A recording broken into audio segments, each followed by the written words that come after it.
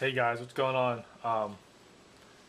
Was out yesterday bashing the Evader pretty hard, jumping it, landing it kind of funny, landed it on its lid a couple times, landed on its butt, on its tail end, nose a couple times. So I ended up ended up with some broken parts, but same broken parts that I've had with this model for a long time. This is originally a Duratrax Evader ST, and I've always had problems with the chassis motor plate. The original one, the ST version of this chassis plate, the plastic's a little brittle, so I was breaking those all the time. I'd either break it here, or back in here. They were constantly breaking. So I switched and went to the EXT version, which still fits the ST tranny. This plastic is softer, more flexible, as you can see.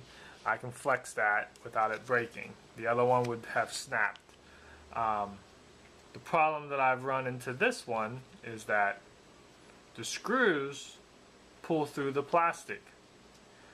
The the screws that go into the motor mount here, pulled right through, and same up here. The screws that hold this chassis plate onto the chassis itself pulled right through, broke, and pulled right through. So I'm gonna order another one, another chassis plate, EXT version, but I'm gonna try to add a shim under here to help strengthen it.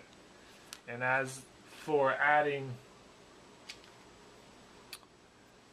the hex screw, I'm going to take a lock washer and add it to it,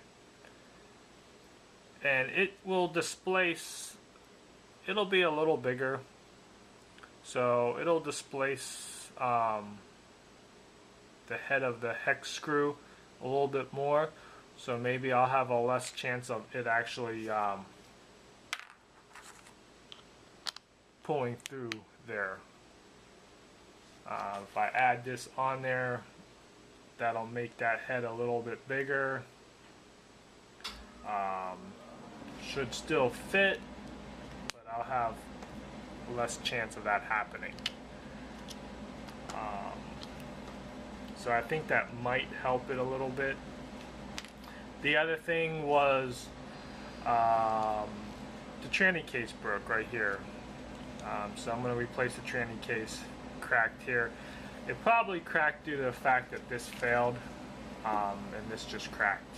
One thing I do have on here is a aluminum top brace, tranny top brace, which has really added strength up top to this tranny when I mount it in there. One of the things that I did have to do is when I put the hex screw in there, you still want to add a shim or a washer, and it'll actually add more strength. It just displaces the space out, adds more strength. That has helped. So I'm gonna see, this actually has held up a long time. This EXT motor plate has held up a long time compared to the ST version. The ST version, they didn't last long, but this has held up pretty good. So I'm going to get another one of these.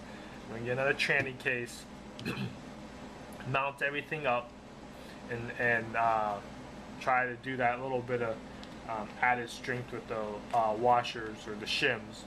See how that does, and do a video of it. I also have to replace the spur gear.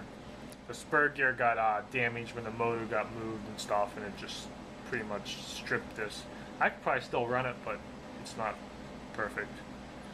But I'll let you guys know how that works out. I'm going to order up the parts and get it out and get it tested, repair it. And this vehicle is one of the vehicles that gets bashed pretty hard. I let people drive it. Kids drive it. It hits curbs, it hits trees. Um, you know, it's one of those ones that if it gets banged up, broken parts, I don't really care because parts are cheap. Um, so, you know, this is one of the vehicles, you know, all the neighbor kids get to drive and have fun with it. Thanks for watching.